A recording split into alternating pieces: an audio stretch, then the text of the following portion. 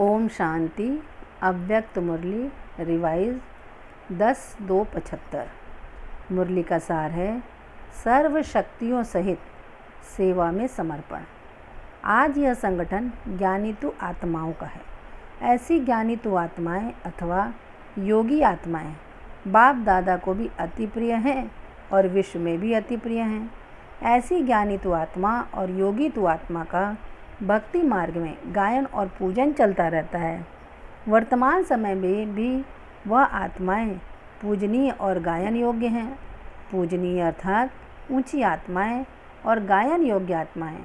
ऐसी आत्माओं के गुणों का गायन व वर्णन अब भी सब करते हैं। भविष्य के गायन और पूजन का आधार वर्तमान पर है। भविष्य में अर्थात भक्ति में कौन कितने गायन और पूजने योग्य बनेंगे, उसका बुद्धि बल द्वारा साक्षात्कार हर कोई अभी कर सकता है। हर एक अपने आप को देखे कि इस समय भी मुझ आत्मा को सर्व आत्माएं अर्थात जो संपर्क में आने वाली हैं अपने ब्राह्मण कुल की आत्माएं हैं, और साथ साथ अज्ञानी आत्माएं भी जो संपर्क में आती हैं तो वे श्रेष्ठ अर्थात पूज्य की नज़र से देखती हैं। पूज्य बड़े को भी कहा जाता है, तो सर्व आत्माएं उस नज़र से देखती व समझती हैं। अगर अल्प आत्माएं पूज्य अनुभव करती हैं तो वर्तमान का आधार सारे भविष्य पर है। ऐसे ही जो भी आत्माएं साथी बनती हैं वह संबंध में आती हैं, उनको विशेष मुझ आत्मा के गुण अनुभव में आते हैं। अगर किसी आत्मा के गुण अनुभव में आएंगे तो अब भी वह आत्माएं मन ही मन में व वाणी में भी ऐसी आत्माओं के गुणों का गायन अवश्य करेंगी। गुण कोई भी हो, वे अपना प्रभाव अवश्य डालते हैं। गुण छिप नहीं सकते। तो ऐसी पूज्य और गुणगान कराने वाली ज्ञानी आत्माएं और योगी आत्माएं बने हो। अल्प आत्माओं के प्रति अथवा सर्व के प्रति सर्व गुणों का गायन करते हैं अथवा थोड़े बहुत गुणों का गायन करते हैं। गुणों के गायन का पलड़ा भारी है अथवा साधारण चलन का पलड़ा भारी है। समय प्रमाण अभी अपने सब सब्जेक्ट्स के खाते को चेक करो कि कहाँ तक जमा किया है। वह मन वाणी कर्म द्वारा कहाँ तक हर सब्जेक्ट को संपन्न किया है। सर्व गुण संपन्न बने हैं या गुण संपन्न ही बने हैं, कल्याणकारी बने हैं अथवा विश्व कल्याणकारी बने हैं। अब अगर चेक करेंगे तो चेक करने के बाद संपन्न करने का कुछ समय है, लेकिन कुछ समय के बाद संपन्न करने का समय भी समाप्त हो जाएगा। फिर क्या करेंगे? संपन्न बनी हुई आत्माओं को देखने वाले बन जाएंगे, सीट लेने वाले नहीं बन सकेंगे। तो साक्षात्कार मूर्त बनना है या साक्षात्कार करने वाला बनना है। ऐसे साक्षात्कार मूर्त बनने के लिए सार रूप में 3 बातें अपने में देखो। पहला, सर्व अधिकारी बने हैं। दूसरा, परोपकारी बने हैं। तीसरा, सर्व प्रति सत्कारी बने हैं अर्थात सर्व को सत्कार देने और लेने योग्य बने हैं। याद रखो कि सत्कार देना ही लेना है। इन 3 बातों के आधार से ही विश्व के आगे विश्व कल्याणकारी प्रसिद्ध होंगे। उनके स्पष्टीकरण को अच्छी तरह से जानते हो। सर्व अधिकारी का अर्थ है सर्व कर्मेंद्रियों पर अधिकार। साथ साथ जैसे इस शरीर की भिन्न भिन्न शक्तियाँ हाथ पाँव आदि हैं, वैसे ही आत्मा की भी शक्तियाँ हैं, मन बुद्धि और संस्कार। इन सूक्ष्म शक्तियों पर भी अधिकारी बने हो। अपनी रचना प्रकृति के ऊपर अधिकारी बने हो। कोई भी प्रकृति के तत्व अपनी तरफ आकर्षित तो नहीं करते हैं। जब साइंस द्वारा प्रकृति व पृथ्वी की आकर्षण से परे स्टेज पर पहुंच जाते हैं तो मास्टर सर्वशक्तिमान प्रकृति की आकर्षण से परे अर्थात व्यक्त भाव से परे अव्यक्त व ऑलमाइटी अथॉरिटी की स्टेज को प्राप्त करना मुश्किल अनुभव करें, यह तो शोभता नहीं। ऐसे ही बाप द्वारा प्राप्त हुई सर्व शक्तियाँ, जिनमें से थोड़ा सैंपल रूप में चित्र भी बना है, तो वर्षे में प्राप्त हुई शक्तियाँ अर्थात स्वयं की जायदाद व प्रॉपर्टी पर अपना अधिकार है। जब चाहो तब किसी भी शक्ति द्वारा स्वयं को सफल बना सको। जैसे स्थूल जायदाद पर अधिकार होने के कारण जिस समय चाहो उस समय उसी वस्तु को काम में लगा सकते हो, क्योंकि अपनी जायदाद है। ऐसे ही ईश्वरी जायदाद को जिस समय चाहो और जिस शक्ति को चाहो उसको काम में लगा सकते हो। इस जायदाद के भी अधिकारी हो। इसको कहा जाता है सर्वाधिकारी। हर आत्मा के प्रति सदा उपकार अर्थात शुभ भावना और श्रेष्ठ कामनाएं। हर आत्मा को देखते हुए ऐसे अनुभव हो कि यह सर्व आत्माएं जैसे कि बाप के हर समय स्नेही और सहयोगी बनने के लिए स्वयं को कुर्बान कर देते हैं। ऐसे कुर्बान करने के निमित्त क्यों बनते? क्योंकि बाप सबके आगे स्वयं कुर्बान होते हैं। सर्व के सामने स्वयं को सब शक्तियों समेत सेवा में समर्पित किया है। अपने समय को, सुखों को, प्राप्ति की इच्छा को सर्व के प्रति महादानी बन दाता बने। ऐसे फॉलो फादर स्वयं के प्रति नाम, शान, मान, सर्व प्राप्ति की इच्छा को कुर्बान करने वाले ही परोपकारी बन सकते हैं। लेने की इच्छा छोड़ देने वाले महादानी ही परोपकारी बन सकते हैं। ऐसे ही सत्कारी सर्व के प्रति सत्कार की भावना हो। सत्कारी बनने के लिए स्वयं को सर्व के सेवाधारी समझना पड़े। सेवाधारी की परिभाषा भी गुह्य है। सिर्फ स्थूल सेवा व वाणी द्वारा सेवा, संपर्क द्वारा सेवा, सेल्वेशन द्वारा व भिन्न भिन्न प्रकार के साधनों द्वारा सेवा करना, सिर्फ इतना ही नहीं, अपने हर गुण द्वारा दान करना व दूसरों को भी गुणवान बनाना, स्वयं के संग का रंग चढ़ाना, यह है श्रेष्ठ सेवा।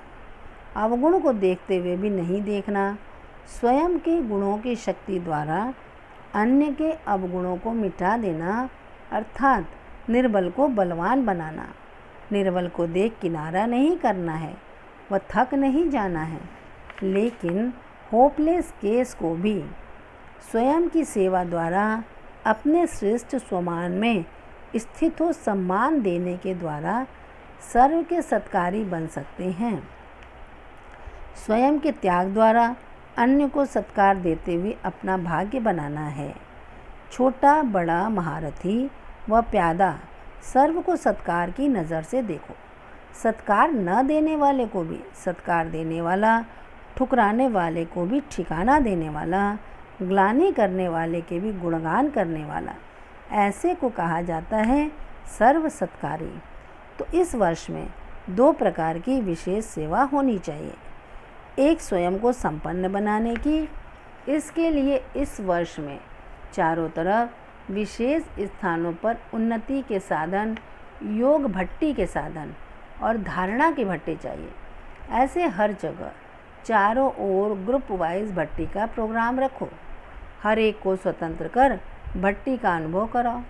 जैसे पिछले वर्ष में योग भट्टी का प्रोग्राम रखा था, ऐसे धारणा और याद दोनों सब्जेक्ट्स पर स्वयं को संपन्न बनाने की भट्टी हो। ऐसा प्रोग्राम सब मिलकर के बनाओ। दूसरी बात है विश्व सेवा के प्रति। उसके लिए हर एक सेवा केंद्र को स्वयं के आसपास के स्थानों को संदेश देने का प्रोग्राम तीव्र गति से करना पड़े। कोई भी आसपास का स्थान संदेश देने से वंचित न रहे, नहीं तो वंचित रही हुई आत्माओं का बोझ निमित्त बनी हुई आत्माओं पर है। इसलिए चक्रवर्ती बनो। महादानी अर्थात महादान देते आगे बढ़ते चलना है। एक एक निमित्त बनी हुई श्रेष्ठ आत्मा को सिर्फ 2-4 स्थान नहीं, लेकिन आसपास के सर्व स्थानों पर चक्र लगाने के निमित्त बनना है। हर स्थान पर आप समान निमित्त बनाते जाओ और आगे बढ़ते जाओ। उसी स्थान पर बैठ न जाओ। तो इस वर्ष चक्र लगाते विशेष सेवा यह करनी है। संदेश देते आप समान निमित्त बनाते सारे विश्व को तथा स्वयं के आसपास वालों को संदेश देना है। अब हैंड्स बनाने का कर्तव्य करो। समय प्रमाण जैसे समय की गति तीव्र होती जा रही है, ऐसे सेवा की रिजल्ट का प्रत्यक्ष फल बनी बनाई निमित्त बनने वाली आत्माएं सहज ही निकल सकती हैं। सिर्फ लक्ष्य, हिम्मत और परख चाहिए। जैसे कल पहले का गायन है, पांडवों ने तीर मारा और जल निकला, अर्थात पुरुषार्थ किया और फल निकला। अब प्रत्यक्ष फल का समय सीजन है, समय को वरदान है, इसका लाभ उठाओ। अपने साधनों व अपने प्रति समय व संपत्ति का त्याग करो, तब यह प्रत्यक्ष फल का भाग्य प्राप्त कर सकेंगे। स्वयं के आराम, स्वयं के प्रति सेवा अर्थ अर्पण की हुई संपत्ति लगाने से कभी सफलता नहीं मिलेगी।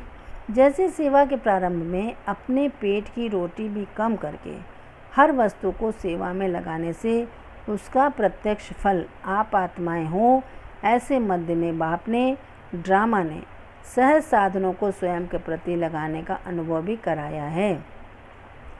लेकिन अब अंत में प्रकृति दासी होते हुए भी, सर्व साधन प्राप्त होते हुए भी स्वयं के प्रति नहीं, लेकिन सेवा के प्रति लगाओ, क्योंकि अब आगे चलकर अनेक आत्माएं साधन और संपत्ति आपके आगे ज़्यादा से ज़्यादा अर्पण करेंगी, लेकिन स्वयं के प्रति स्वीकार कभी नहीं करना। स्वयं के प्रति स्वीकार करना अर्थात स्वयं को श्रेष्ठ पद से वंचित करना। इसलिए ऐसे त्याग मूर्त बन सेवा का प्रत्यक्ष फल निकालो। समझा? अब निमित्त बनने वाले वारिसों का और सेवा में सहयोगी बनने वालों का गुलदस्ता बाप के आगे भेंट करो, तब कहेंगे विश्व कल्याणकारी, सो विश्व राज्य अधिकारी। इस पर प्राइज़ मिलेगी। पिछली बार की रिज़ल्ट नहीं आई है जो प्राइज़ दें, इसलिए इस बार ही पुरुषार्थ करके फिर से डबल प्राइज़ लो। अच्छा, ऐसे विल करने वाले व नंबर में आने वाले, प्रत्यक्ष फल देने वाले, बाप को प्रख्यात करने वाले, शक्ति सेना और पांडव सेना का झंडा लहराने वाले और विश्व के आगे बाप दादा का जय जयकार कराने के निमित्त बनने वाली विजयी आत्माओं को बाप दादा का याद प्यार और नमस्ते। बच्चों की तरफ से भी बाबा को नमस्ते नमस्ते नमस्ते। वरदान, फ्राक दिल बन दुखी अशांत आत्माओं को खुशी का दान देने वाले मास्टर रहमदिल भव। स्पष्टीकरण, वर्तमान समय लोगों को और सब कुछ मिल सकता है, लेकिन सच्ची खुशी नहीं मिल सकती। इसलिए ऐसे समय पर दुखी अशांत आत्माओं को खुशी की अनुभूति करा दो, तो वे दिल से दुआएं देंगी। आप दाता के बच्चे हो तो फ्राक दिली से खुशी का खजाना बांटो। रहम दिल के गुण को इमर्ज करो। कभी भी यह नहीं सोचो कि यह तो सुनने वाले ही नहीं है। भल कोई अपोजिशन भी करे तो भी आपको रहम की भावना नहीं छोड़नी है। रहम भावना शुभ भावना फल अवश्य देती है। स्लोगन, ज्ञान योग की पालना ही रूहानी पालना है। इस पालना से शक्तिशाली बनो और बनाओ। ज्ञान योग की पालना ही रूहानी पालना है। इस पालना से शक्तिशाली बनो और बनाओ। अच्छा, ओम शांति।